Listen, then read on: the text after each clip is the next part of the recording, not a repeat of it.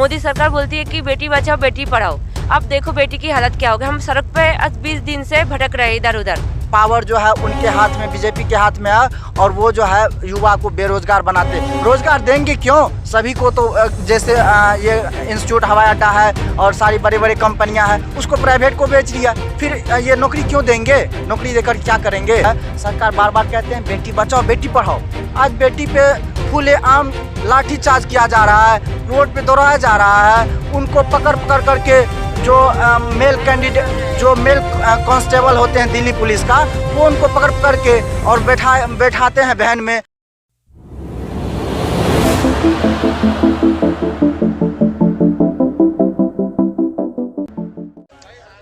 नमस्कार दोस्तों, मैं सुमित यादव। आप देख रहे हैं जनता जानना चाहती है द सुनामी पर, और आप ये मेरे पीछे का दृश्य देख रहे होंगे। मैं गुरुद्वारे बंगला साहिब से कुछ मीटर की दूरी पर यहाँ एक पार्क में बैठा हुआ हूँ। यहाँ मेरे साथ कुछ एसएससी के छात्र हैं, एसएससी जीडी और मेडिकल फिट।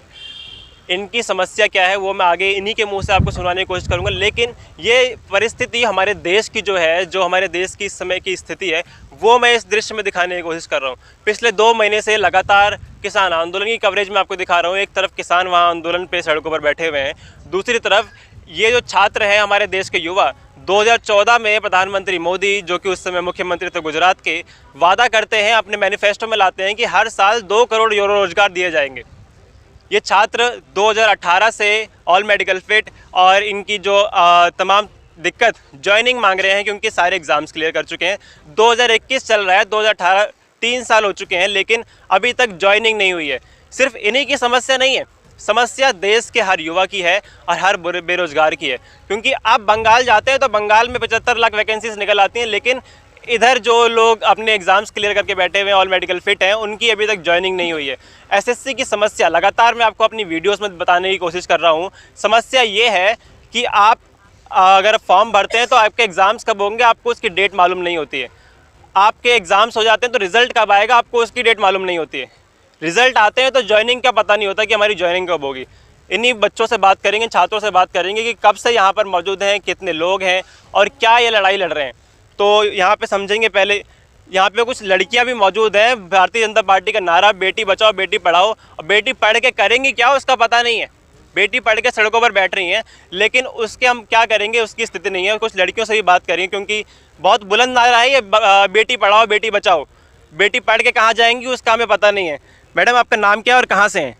मेरा नाम सुष्मिता विश्वास है, हम वेस्ट बंगाल से। कितने दिन से हैं अब यहाँ पे आप लोग? 20 दिन हो गई हम यहाँ पे दिल्ली में। तो किस तरीके से लड़ाई लड़ रहे हैं वो? क्योंकि मैं समझना चाह रहा हूँ, मैं लगातार, क्योंकि मैं किसान आंदोलन लगातार कवर कर रहा हूँ। वो लोग इतनी तादाद में बैठे हुए हैं और उसके बाद कृषि मंत्री नरेंद्र सिंह तोमर कहते हैं कि भीड़ कितनी भी जुटा लें, भीड़ से कानून वापस नहीं होंगे। आप लोग, कुछ चंद लोग यहाँ पर मौजूद हैं, कैसे लड़ाई जीती जाएगी? हम तो यहाँ पे चंद लोग हैं, हम और भी जो मैं ही बोलना चाहूँगी, जो घर में बैठी है, जो भाई बहन जो भी बैठी है, सब आओ, जो आके हमारी साथ सपोर्ट करो कि हमें और भी आपकी सपोर्ट की ज़रूरत है। आपकी सपोर्ट के बिना कुछ नहीं होगा। यहाँ पे तो हमें 20 दिन हो गई है, सरकार कोई कुछ नहीं सुन रही है। यहाँ पे हमें खाने पीने की सामान नहीं है, रहने में भी बहुत दिक्कत हो रही है, घर से दूर रह के भी बहुत परेशानी हो रही है। और हम एक ही मांग है हमारी कि हमारी ज्वाइनिंग मिल जाए ऑल कैंडिडेट को। मोदी सरकार बोलती है कि बेटी बचाओ बेटी पढ़ाओ। अब देखो बेटी की हालत क्या हो गई। हम सड़क पे आज 20 दिन से भटक रहे इधर उधर। हमें कोई भी सुरक्षा नहीं है ना। तो हमें अगर कुछ हो गई तो इसकी जिम्मेदारी कौन उठाएगा? ऐसे जिम्मेदारी उठाने के लिए भी कोई नहीं है। तो इस समय ये देश की स्थिति है। मैं लगातार बोल रहा हूँ बेटी बचाओ बेटी पढ़ाओ, लेकिन बेटियाँ पढ़ के कहाँ जाएंगी उसकी स्थिति नहीं है। क्योंकि ऑल मेडिकल फिट, लगातार बोल रहा हूँ कि एसएससी जीडी के जो छात्र ज्वाइनिंग की मांग कर रहे हैं, क्योंकि 2018 में ऑल मेडिकल फिटनेस के जो बच्चे हैं ये, और 2021 चल रहा है, 3 साल बीत चुके हैं। रेलवेज़ की बात बताऊँ, रेलवेज़ में 2019 के चुनाव से पहले वैकेंसी आई थी 2 लाख। 2019 में फॉर्म भरे गए और अभी तक उनके एग्ज़ाम्स नहीं हुए हैं। बच्चे एग्ज़ाम्स के लिए बात कर रहे हैं। अभी तो एसएससी जीडी के छात्र बैठे हैं अभी, और हम आने वाले समय में देखेंगे कि देश का हर एक वर्ग इस तरीके से विरोध में उतरेगा, क्योंकि हर एक वर्ग परेशान नज़र आता है इस समय। उधर हम किसानों की बात लगातार कर रहे हैं, यहाँ छात्र बैठे हैं, बेरोजगार बैठे हैं। और पिछले साल जिस तरीके से हम लोगों ने देखा कि मोदी के जन्म दिवस पर किस तरीके से बेरोजगारों ने बेरोजगार दिवस मनाया। सर, आपका नाम और कहाँ से हैं? जी, मैं दिलीप कुमार बिहार सुपौल डिस्ट्रिक्ट त्रिवेणीगढ़ प्रखंड से हूँ और हम लोग 2018 के एसएससी के ऑल मेडिकल फिट युवा हैं। हम लोग सर यहाँ पे चंद ही युवा है, लेकिन सारे युवा आने के लिए तैयार है और अभी तो ये हम लोग की शुरुआती दौर है और सभी आ जाएंगे। और हम लोग का ये जो है अनिश्चितकालीन धरना प्रदर्शन चलेगा। जब हम लोग घर से मन में ठान करके ये बात आए हैं कि जब तक हम लोग की अपनी हक और हम लोग को अपना वर्दी नहीं मिलेगा यहाँ पे, तब तक हम लोग यहाँ से जाने वाले नहीं हैं। अभी कितना 22 तारीख को हम लोग पे जंतर मंतर पे लाठीचार्ज भी हुई थी, लेकिन हम लोग सर उनसे डरने वाले, कितने का हाथ तोड़ दिए, पैर तोड़ दिए और बराबर पुलिस वाले यही करते हैं। हमारे सरकार कहते हैं जब हमारे इलेक्शन में जाते हैं हमारे यहाँ, तो वो बिना मतलब जो है परमिशन की हम लोग वोट बटोर ले आते हैं और हम लोग यहाँ आते हैं तो उनके पीए से मिलने तक के लिए हम लोग को परमिशन चाहिए। ये कहाँ की हमारी मतलब जो है इंडियन कॉन्स्टिट्यूशन अलाउ करती है। हम यही सरकार से पूछना चाहते हैं कि एक पैरामिलिट्री फोर्सेस के लिए जो भी योग्यता होनी चाहिए वो हम सभी क्वालिफाई है और हम लोगों के पास है, फिर हम लोग को वर्दी क्यों नहीं दी जा रही है और अगले नेक्स्ट वैकेंसी क्यों निकाली जा रही है। सर यही हम लोग की मांग है कि हम लोग को अपना हक मिलना चाहिए और हक की लड़ाई हम अंत तक लड़ते रहेंगे। सरकार क्या ये चाह रही है कि फिर अगले वैकेंसी का प्रलोभन युवा को देंगे, फिर अगले आने वाले जो इलेक्शन होगी उसको जीत लेंगे और फिर जो है ऐसे 4 साल की प्रक्रिया चलेगी। सर हम लोग ये कहना चाहते हैं कि हम लोग मतलब 55,000 जो युवा फिट है कैंडिडेट, तो हम लोग को नौकरी क्यों नहीं दी जा रही, हम लोग को ज्वाइनिंग लेटर क्यों नहीं दी जा रही है। अब सरकार फिर जो है मतलब 50-60 हज़ार वैकेंसी निकालेंगे, उसमें फिर जो है लगभग करोड़ों युवा भरेंगे और उसका जो अरबों खरबों रुपए कमाई होगी वो उनको जो सीधा अकाउंट में जाएगी। और वो इसी कारण से हम लोग को ज्वाइनिंग देना नहीं चाहते हैं, बराबर प्रलोभन दे रहे हैं और युवा को बेरोजगार बना रहे हैं। सरकार तो ऐसे अभी इलेक्शन में पिछले इलेक्शन में आए थे सरकार, तो बीजेपी की सरकार भी हम लोग को है, नीतीश कुमार जो बीजेपी की सरकार है, वो बोले थे क्या कि अभी जो है 19 लाख जो है रोजगार देंगे, लेकिन ये सब उल्टा हो रहा है भाई। एक कहावत है ना कि जिसकी लाठी उसकी भैंस, वही बात है भाई। हम लोगों को जो है ना मतलब सारे पावर जो है उनके हाथ में, बीजेपी के हाथ में है और वो जो है युवा को बेरोजगार बनाते। रोजगार देंगे क्यों सभी को, तो जैसे ये इंस्टीट्यूट हवाई अड्डा है और सारी बड़ी बड़ी कंपनियां हैं उसको प्राइवेट को बेच रही है, फिर ये नौकरी क्यों देंगे, नौकरी देकर क्या करेंगे। अगर हम लोग को नौकरी नहीं देनी है तो कम से कम सरकार हम लोग से बात तो करे, हम लोग को पूछे तो हम लोगों में क्या कमी है जो नौकरी नहीं दी जा रही है और फिर नेक्स्ट वैकेंसी निकाली जा रही है। उसके लिए क्या विदेश से युवा बन के आएंगे, हम लोगों में योग्यता नहीं है क्या एक पैरामिलिट्री फोर्सेस में होना चाहिए। क्यों हम लोगों से यह हक छीनी जा रही है। सरकार से यही मेरा रिक्वेस्ट है। सरकार बार बार कहते हैं बेटी बचाओ बेटी पढ़ाओ, आज बेटी पे खुलेआम लाठीचार्ज किया जा रहा है, रोड पे दौड़ाया जा रहा है। उनको पकड़ करके जो मेल कैंडिडेट जो मेल कांस्टेबल होते हैं दिल्ली पुलिस का, वो उनको पकड़ के और बैठाते हैं वैन में। जब एक भेड़ बकरी की तरह वैन में हम लोग को लोड करते हैं। परसों की बात है, ये आम आदमी केजरीवाल जो है ना, वो उसके कार्यालय से हम लोग को ज़बरदस्ती भरे थे और वहाँ पे जो है मीडिया वाले भी आए थे और वहाँ देखे गए थे। तो फिर अभी सरकार कहाँ सो रही है, अभी कहाँ सो रही है। उसकी जो है कोरोना अभी कहाँ गया, जब हम लोग को भेड़ बकरी की तरह बस में ठुसा गया था, फिर कहाँ सरकार सो रही है। अब सरकार जो है ना बस ये गूंगी बहरी की सरकार है। सरकार हम लोग जो है बराबर सरकार से गुहार लगा रहे हैं, लेकिन सरकार के कानों तक ये आवाज़ नहीं जा रही है। हम लोग क्या करें भाई, हम लोग तो बस रोड पे अभी घूम रहे। जानते हैं जहाँ तक सुरक्षा की बात है, कहते हैं बेटी पे तो वो बराबर आवाज़ उठाते हैं, लेकिन आज बेटी जो है रोड पे घूम रही है, आज उनकी क्या सुरक्षा है। और हम लोग भैया यहाँ पे मार खा रहे हैं, हम लोग यहाँ पे मार खा रहे हैं और हमारे घर पे परिवार सारे के सारे रो रहे हैं कि उन लोगों का 3 साल का एक सपना था, बहुत एक आशा की किरण जगी थी कि हमारे बेटा जाएंगे फौज में और देश की सेवा करेंगे। हम लोग IAS IPS की तो नौकरी नहीं मांग रहे भाई, हम लोग तो देश की सेवा करने की तो नौकरी मांग रहे हैं। और हम लोगों में क्या योग्यता नहीं है, हम लोग उसका क्या मेडिकल पास नहीं किए हैं, फिजिकल पास नहीं किए हैं, रिटर्न नहीं पास किए हैं। जब हम लोग सब चीज़ क्वालिफाई है तो हम लोग को क्यों नहीं नौकरी दी जा रही है, हम लोगों में क्या कमी है। यही सरकार से हम लोग की गुहार है कि हम लोग की निवेदन सुने और हम लोग की जल्द से जल्द जो मांग है वो पूरी करे। जय हिंद। आप लोग कह रहे हैं कि 20 तारीख से यहाँ पर हैं, 20 दिन से यहाँ पर हैं, अभी जंतर मंतर पे भी गए, प्रदर्शन किया, आप लोगों को वहाँ से हटा दिया गया, क्या वजह, क्या बोल के हटाया गया वहाँ से? वह बोल रहा है 144 धारा लगा हुआ है वहाँ पर, इसलिए इसलिए हम लोगों को हटा दिया जा रहा है। जहाँ जा रहा वहीं पर लाठीचार्ज भी किया है। किसी का हाथ तोड़ दिया, किसी का पैर तोड़ दिया मार मार के। अभी जहाँ जा रहा वहीं पर एक साथ नहीं रहने दे रहा है। बोल रहा कोरोना का तो आगे की क्या तैयारी है सर, कैसे जीती जाएगी ये जंग?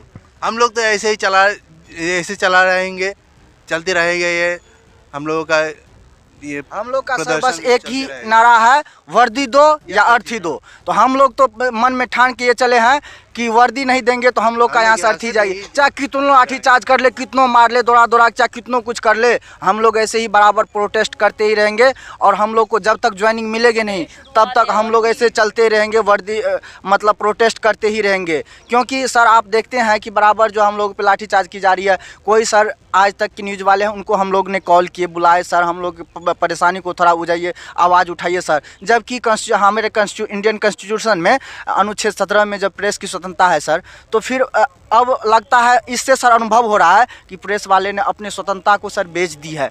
क्योंकि उनको तो हर एक पब्लिक नहीं है आज तक वाले, नहीं आए सर, वो बोले हमें छुट्टी नहीं है।